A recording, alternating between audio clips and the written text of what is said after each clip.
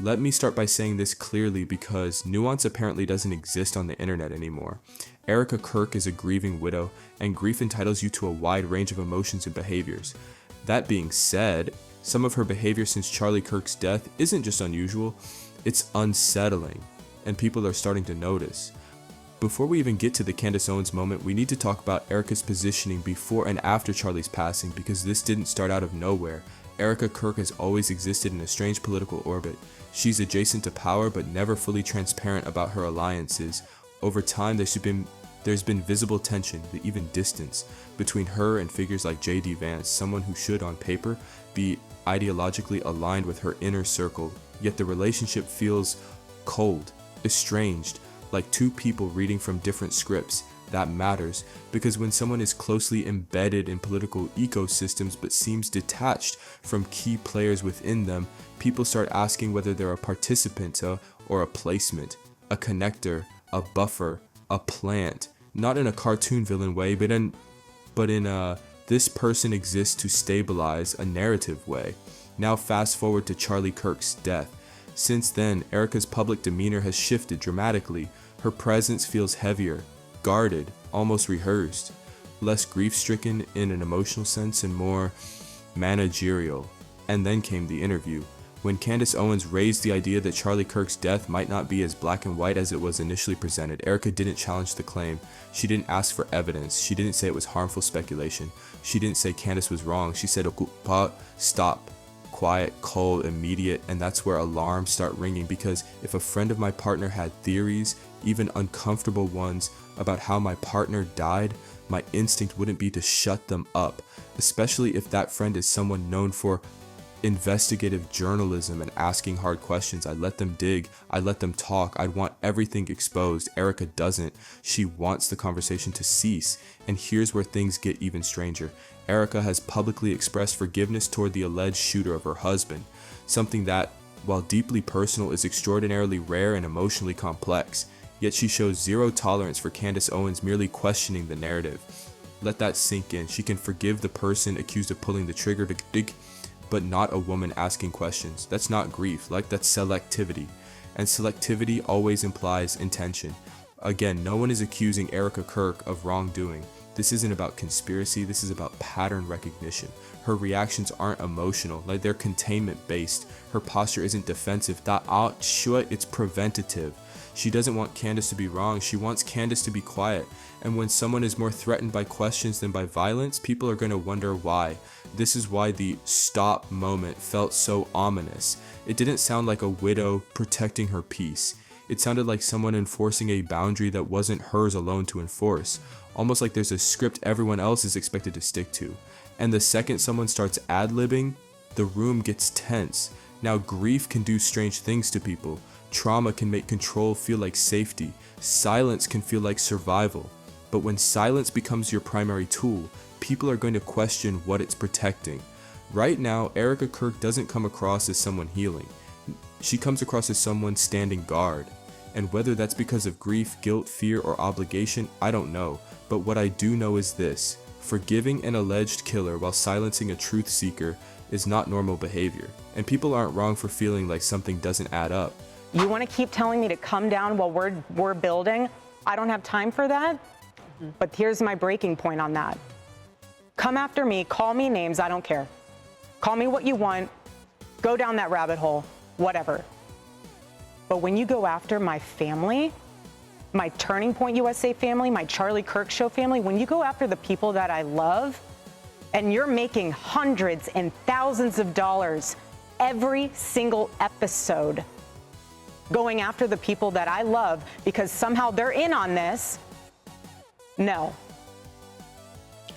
I'm sorry, but that whole thing right there is frustrating. The idea that she does not have time. She's done Hannity, she's done The Five, she's done Fox and Friends, she's done Outnumbered, she's done Megyn Kelly Live, she sat down with the New York Times, she made time to fly to DC for Sergio Gore to be sworn into the ambassador to India. She has also made time for an upcoming CBS News town hall sit down with Barry Weiss, which was filmed today. So Erika Kirk has time. It is not her priority to respond to the majority, to that point that people are making hundreds and thousands of dollars. Like, they made $40 million like 2 nights ago at Mar-a-Lago. Maybe that feels kind of a little bit like let them eat cake-ish. And we've made more than, separately from Mar-a-Lago, Turning Point USA, since Charlie was killed, just so you guys know, this is a fact, has made more than $100 million. That is separate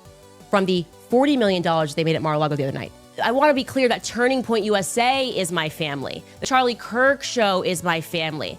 Like she's just expanding the wings of people that we're not allowed to critique. Oh, I'm sorry. We actually are showing a clip of Rob McCoy defending a pedophile or trying to launder the reputation of that's fam. I'm sorry. We are actually pointing to the fact that we know for certain that this person or organization is a sexual deviant.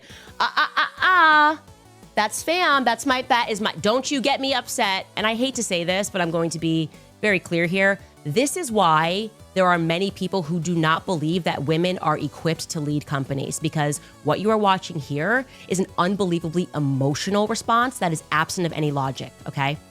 If you really care about your team, answer the questions. So people don't think Turning Point USA looks so suspicious. Don't try to mom the organization and say, well, mother's upset because people are coming after her kids and all of this multi-million-dollar subsidiaries. That's my children, okay? The multi-million-dollar subsidiaries, Turning Point, like Turning Point Action, all that, those are my kids, so you can't critique them. Not a good idea. Now that we've laid out what happened, I want to talk about how Erika Kirk behaves, because this is where the discomfort really starts.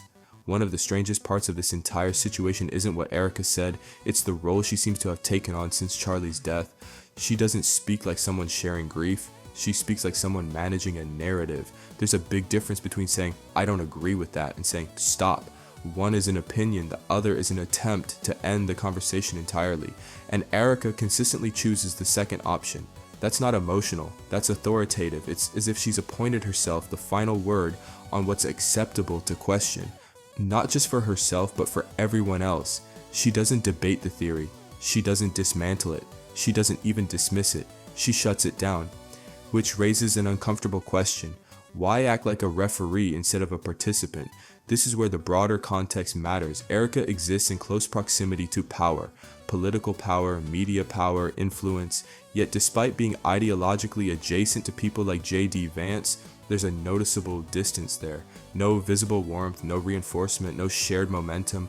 On paper, they should be aligned. In practice, it feels estranged. And when someone is embedded near the center of influence but oddly disconnected from key players, people start wondering whether they're an actor, channel, or a stabilizer.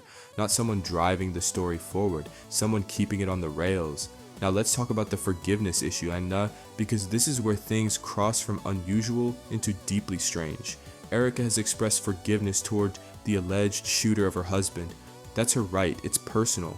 And in isolation it could be seen as profound. But contrast that with her reaction to Candace Owens.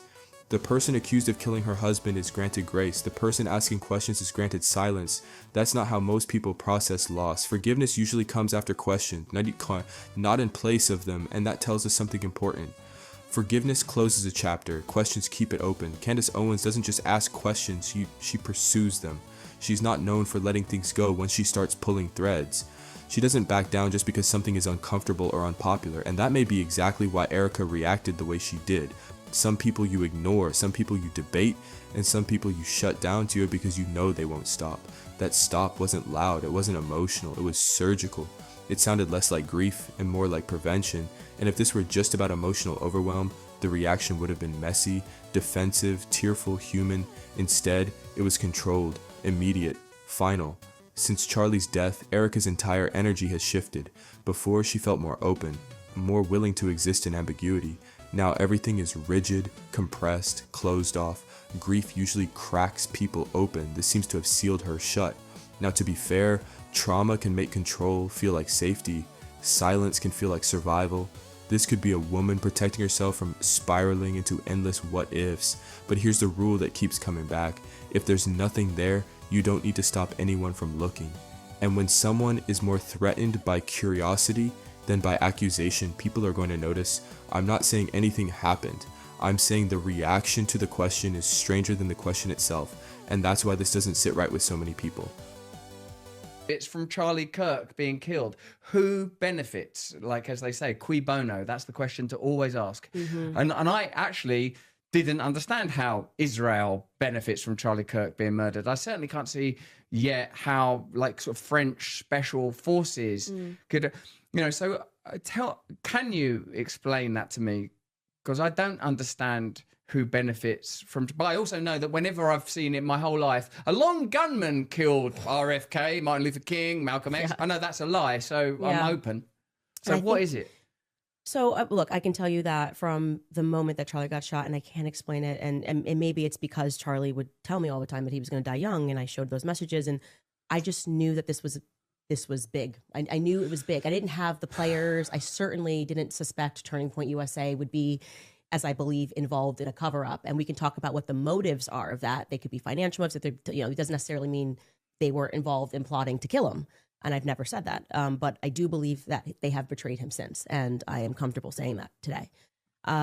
Because I know that they have told lies. I know that they have withheld information that if truly you were motivated by goodness and truth, you would come out and you would say it. Like, there are people at Turning Point who Charlie texted the night before and said they're going to kill me. Well, if you're trying to figure out who killed Charlie Kirk, wouldn't that be a good thing to come forward with and to the public and say Charlie thought that he was going to be murdered the night before? And they're not doing that. So to me, to not assist that investigation is not something that I'm going to ignore.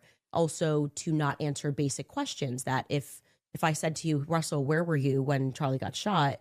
You're not going to get defensive and weird. You're just going to, I can tell you where I was. I was sitting plotting, planning my next show at the kitchen counter, and they are being very strange about details on that day. It makes me uncomfortable. If someone, the easier task, if the internet thinks that, Mikey McCoy, who was the person who, instantly picked up the phone and walked away when Charlie got shot, who was the chief of staff, if people find that behavior to be suspicious, and I do find it to be not what I would do if a shot went off. Obviously everybody else ran or ducked, and he instantly picked up a phone.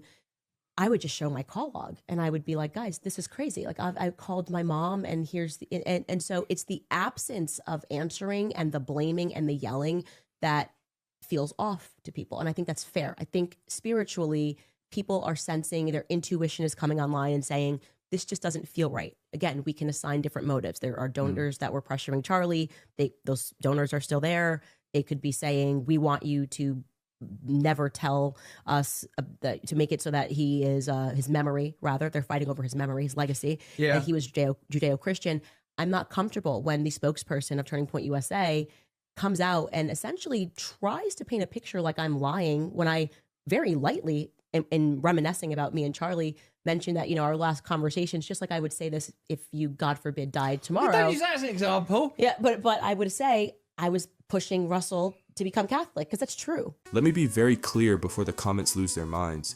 I do not agree with Candace Owens politically. I disagree with her on a lot, and if you've watched this channel, you already know that. But disagreement does not cancel out honesty. And whether you like Candace or not, what she's doing right now is real journalism, the kind that actually costs people something, because asking uncomfortable questions, especially around power, money, and political movements, has never been safe. And that's the part people keep pretending isn't real. History shows us over and over again, people who dig too deep, ask too loudly, or refuse to stop, sometimes don't get to keep talking. That's not paranoia, that's precedent, which is exactly why Erika Kirk's behavior makes people uneasy. Not because Candace is right, but because Erika doesn't want her asking at all, and that distinction matters. If Candace was just wrong, you correct her. If she was misinformed, you counter her. If she was reckless, you expose the flaws. You don't say stop. That's not debate. That's a shutdown. And when someone reacts more aggressively to questions than to violence, people are going to wonder why. Now let's talk about the bigger picture, because I don't actually think Erika Kirk is the end game here. I think she's a distraction, a figure placed front and center, so everyone argues about her tone, her grief, her reactions, while something much larger continues moving in the background. That's how power works. You don't put the machinery on stage, you put a symbol there. And hypothetically speaking, Erika Kirk becoming the new spokesperson for TPUSA works perfectly. She's untouchable, she's sympathetic, she's shielded by tragedy. Any criticism looks cruel, any questioning looks disrespectful, any pushback looks immoral. That's not coincidence, that's optics. And when optics align this cleanly, people should at least be allowed to ask why. This is where Candace becomes inconvenient, because Candace doesn't respect emotional shields. She doesn't care about timing. She doesn't stop because something is uncomfortable. That makes her dangerous, not because she's correct, but because she's persistent. And persistence is what gets people hurt. That's the part nobody wants to say out loud. Journalists, whistleblowers, and truth seekers don't just face backlash. Sometimes they face consequences that don't show up on Twitter timelines.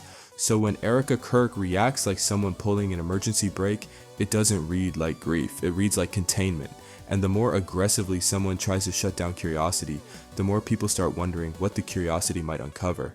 Do I think Erika Kirk is a mastermind villain? No. I think she's serving a role that benefits the organization, a role that stabilizes the narrative, a role that keeps attention focused away from deeper questions. And that's why this whole thing feels off. Not because I know something, not because I'm claiming anything happened, but because the behavior doesn't match the moment. This feels less like mourning and more like management. And whenever truth starts getting managed, people are right to feel uneasy. But that's just me. What do y'all think? Do you think I'm onto something, or am I completely tweaked out right now? Drop your thoughts in the comments. Make sure you like, comment, and subscribe. This has been Out of Pocket, and I'll catch y'all in the next one. The podcaster Candace Owens, okay? At one time, a friend of Charlie's, at one time, an employee of Turning Point. She has been one of the main peddlers of these conspiracies, and she is making a huge amount of money on it. She is building her business off of these lies. What do you want to say to her and the other people that are putting these lies out into the world right now? Stop. That's it. That's all I have to say.